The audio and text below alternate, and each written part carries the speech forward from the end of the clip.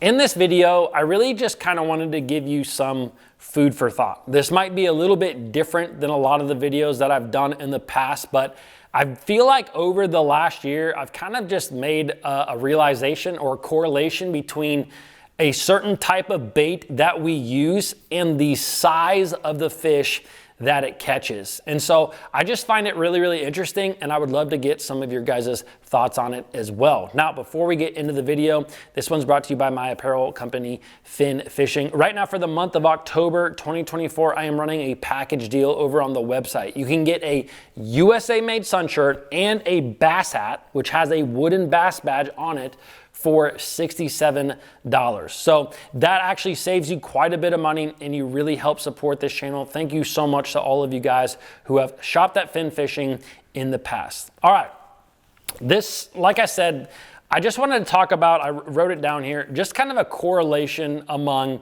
some baits. And I'm gonna actually list off a number of baits to you guys, and I want to ask you if you guys see the correlation as well. Okay, so these are the baits: a spinnerbait, a chatterbait, a jig, a buzzbait, and a frog.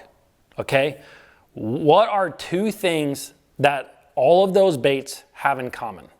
And I'll tell you right now, the first thing is that all of these baits tend to catch better than average fish, like often. Like a spinnerbait catches a lot of big fish for me. Chatterbait's a lot of big fish. A jig, absolutely. It is known as one of the best big fish baits out there. Same thing with a buzzbait. I've caught some giants on a buzzbait. I've also caught some giants on a frog. These are baits that if I can get on a bite catching fish on a spinnerbait, chatterbait, jig, buzzbait, or frog, over the course of a year, and I'm fishing like a tournament, like I stand a good chance to win a tournament. Like I truly believe that these are big fish baits. Now, will they catch small fish?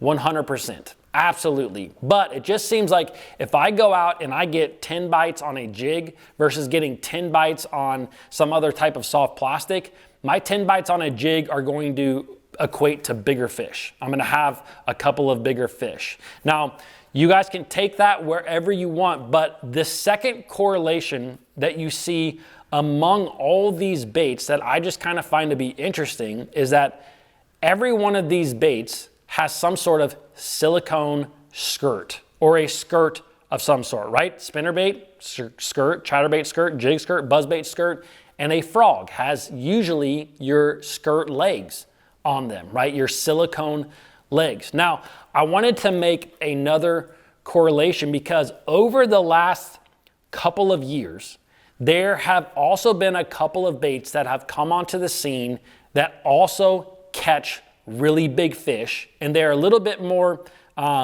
they're baits that have a certain time and place in them, but they catch big ones. Like you can win a lot of tournaments. There was a number of tournaments won on the baits that I'm about to tell you about just this year. And that is the dice rubber and also a Ned head that has a lot of silicone skirt on them. There's also a lot of like cover scat style baits, you know, these poop style baits that also have a lot of these silicone skirts in them. And so if you think about all the baits that I've listed, all of these baits, the biggest thing that they have in common are silicone skirting material. So to me, like I said, this is really just a food for thought video. I don't have anything to prove. It's just something that I have seen. It's something that is right there in front of me and you and whoever. And it's just something that I find really interesting. Is it worth our time to actually take the time and the baits that we use to put silicone skirting material in them? This is something that the Japanese have done for years, as a matter of fact, and I feel like it's starting to be more of a trend over here where guys are taking plastic baits like a Ned, like your standard Ned rig, and they're starting to jab silicone through these. Is it just something to me that is different? Is it something that is different to the bass? Or is there something to be said about a silicone skirt and what it provides for a bass, what it triggers a bass to do. Now, there's a couple of things that I can think of that maybe is the reason why just having a silicone skirt of some sort triggers bigger than average bites. Now, the first thing is that with having a silicone skirt, like if you put a jig in the water, that silicone really becomes kind of a big presence. Like instead of it all being stuck together like you see on land half the time, it really opens up and it just has a big presence to it. So no matter what bait you are fishing, if it has that skirting material, it's going to have a bigger presence. So is it simply that a bigger presence of a lure is getting a bigger than average bite?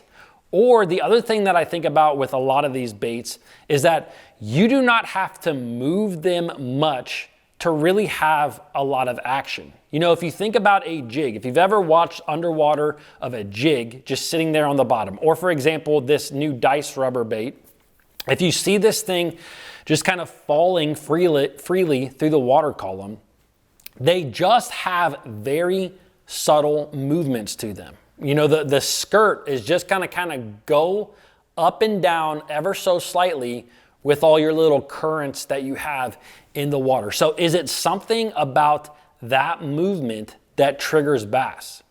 I don't know. I honestly, I don't know the question. I just find it very, very interesting that those kind of 5 traditional baits that I listed at the beginning are all really big fish baits. And even some of the new age baits, like the dice rubber, like the poop baits and the Ned heads with the skirting material are also ways of catching bigger than average fish. It does make me think about where else can I include skirts? What other baits can I put some sort of skirting material or silicone skirt in? Maybe, you know, all of our plastic baits. You know, if I'm flipping and pitching a beaver style bait, you know, maybe I should just start jabbing some skirts through that thing to see if I don't get more bites or bigger bites with just your typical bait, your flipping bait, whether it's a beaver style bait or a pit boss style bait or whatever it may be. Or maybe when I'm fishing offshore, you know, like I love to fish a big 10.5 inch, 11 inch plastic worm offshore. Now, my thought process is, what if I took the time to take that 11 inch worm and start jabbing a bunch of silicone skirting through it? The thing is gonna look absolutely crazy. Let's first mention that. And a lot of these baits do, like the dice rubber looks insane. The scat baits with the rubber, they look insane. They absolutely look crazy.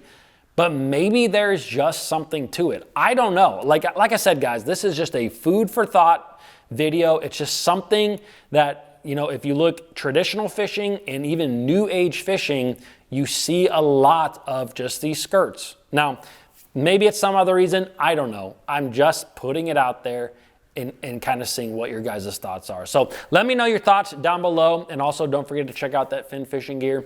I will see you guys tomorrow.